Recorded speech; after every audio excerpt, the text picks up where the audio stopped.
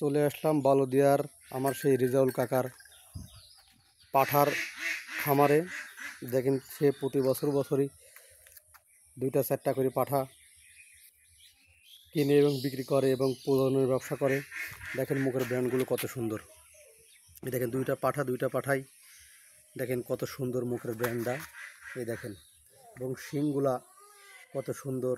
আমার চাচা ধরে রাখছে। চাচা ভালো আছেন? হ্যাঁ ভালো আছে। চাচা কয়টা পাঠা বর্তমানে এখন আপনার আছে? এখন 2টা আছে না? আপনি কত বছর যাবত এই পাঠা পালেন? 25 বছর যাবত আপনি পাঠা পালতেছেন না? তাতে মোটামুটি পাঠা পালা খুব লাভজনক নাকি ক্ষতি আছে আর কি? লাভ হয় তো, কিছু লাভ হয়। লাভ কিছু হয় না? আপনি তো ডাক দেওয়ার ব্যবসা করেন তোমরা না? আর দেশি আপনার অন্যান্য দেশি ছাগল কয়টা আছে? 3টা আছে। 3টা আছে না? গরু তো মনে আছে? না, গরু নাই। গরু নাই, বেশি ফেলাইছেন, আবার ভবিষ্যতে তোলার সম্ভাবনা আছে না? এই পাঠা তো এবার আপনি এই সময় বিক্রি করবেন না? শ্রাবণ মাসে যে পূজার মধ্যে বিক্রি করে দেবেন না? আচ্ছা, এই 2টা পাঠার মোটামুটি মাংস কতটুকু হবে জানা আছে? পৌনে 2 মণ। এখন বর্তমান কত দিয়ে কিনছিলেন আপনি? 24,000।